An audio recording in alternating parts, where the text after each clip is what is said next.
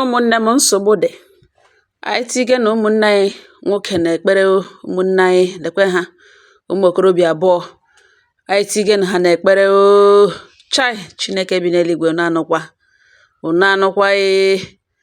ụmụnne m ụmụ nwoke abụọ na ugboene hụrụ onwe ha n'anya ote nwoke na-esi ahụ nwunye n'anya. Ha abụọ wụ okpontu, ha abụọ na-akpọ duga duga. Ha kọcha ha akọsụ ka ọ kụwa ịbata nga ha bi shi na-eshi ebe niile ha sọ woteleshi na-enweghị ha ji nwaanyị eme na ọwụ ọnọdụ oshi ha na ha ga-esu jaa ya. Ụmụnne m dị mkpa bịa ya edoruo chilie ụkwụ ya elu, nwoke ibe ya bịa gọgba ngwongwo ihe niile o ji wụrụ nwoke chilie ya elu, letu anya n'okpuru ọ gịnị ka ọ na-etu ọnọdụ oshi ebe shi nọ. Ụmụnne m enwe na otu esi ghọ n'ọdụ oshi ma ga-aghọta ya shi. Ọ wụ otu a ka ha na-eji ewurishi aghọ ahụ. Ha ewere shi elu bed ebe niile shi onye ghọcha nwanne ya ghọ ibe ya. Ha aghọ ha kpogha gwagagwa kpoo na ọwa kpọkpọtụ ọkpọkpọ bonto bonu mgbaja to mgbaja na ọwa ọrụ ha. Akpụkatakwala ha ihe anọ kpoga ihe anọ ntara. Ụmụnne m ụnụ mana spinal cord connect brain connect kwe n'ishishi ọnọdụ oshi. Otu ka ha kpogidere onwe ha kpoga onwe ha brain kpoga brain ha kpojaa ya. Ha bịa sị na ọ wụ olee etu ha ga-esi mee ihe nọ ka ihe na ha na-akpo wụrụkpo aga ka ọ wụrụkpo ọnụ.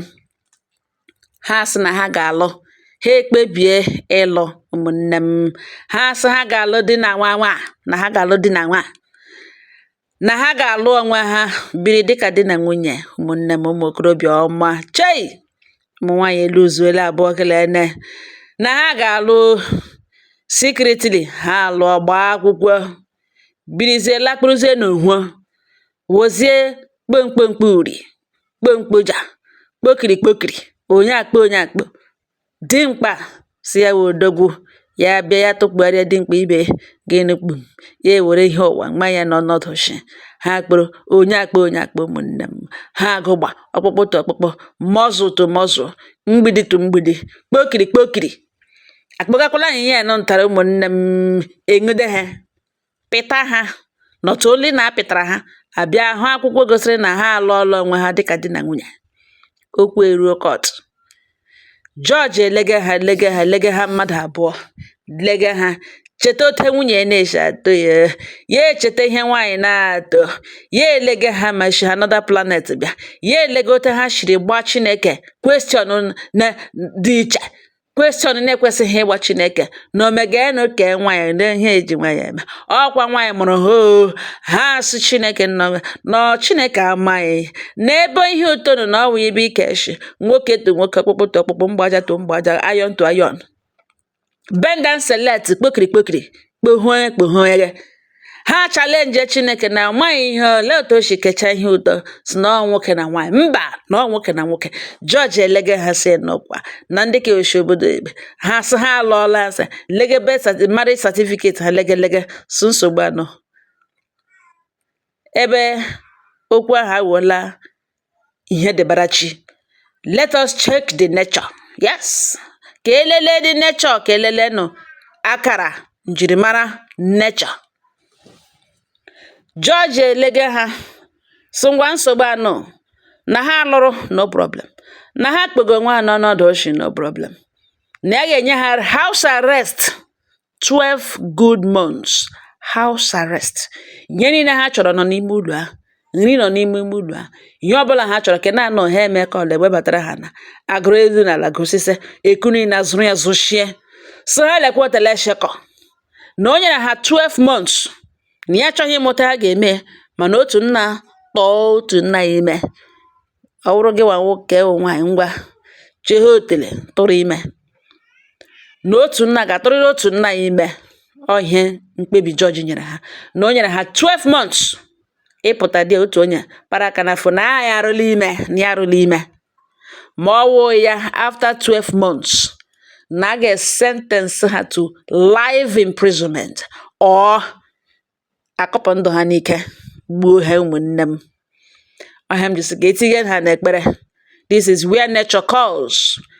Ọkwa di na nwaanyị lụ na-anụnụ ha etinwe nwa ha kpekuwe Chineke na Chineke nye ha nwa. Ka anyị tigere ụmụnne anyị n'ekpere ka Chineke nna menụ ihe o ji wuru ji ledele ha anya n'ihu so ngwa na ọ otu ihe siri mee na nwoke lụọ nwoke ya nye ofu onye n'ime ha mkpụrụ nke afọ. According to George, ha nwere only 12 months. Ụmụnne m unu anụkwanụ biko n'udo na-anụkwa. Na kọntrị na-awụghị ebe na nwoke na ebe nwoke na-anaghị alụ nwoke iwu megidere ha eshi n'azụ ga-agba onwe ha akwụkwọ lụọ. George asị oyi ya o ka emegacha n'okpuru imi ya na ngwa na ọ na-alụọla no problem bịa rụzina n'ime.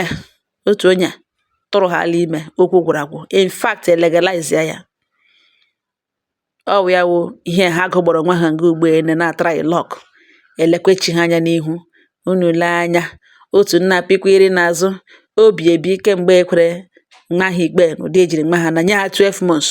Ya obiri na odeleshi ha na-akpọ Chineke si ngwa n'azụ ọtọ ọgụ gbara ya okpojala everywhere nga ha na ugbu a na ha etuga nwa. Ọnya m ji seti ha n'ekpere ka arụ ndụ marịra ma lụrụwa. Ihe George kwuru after 12 months ma adịghị onye n'ime ha nsogbu dị life imprisonment ahụ ha ụsa nwụrụ ka eji egbu ọwụ ya ka na mma. Ụmụnne m ọhịa m sị m abịa gbotowara ụnụ ngala na biko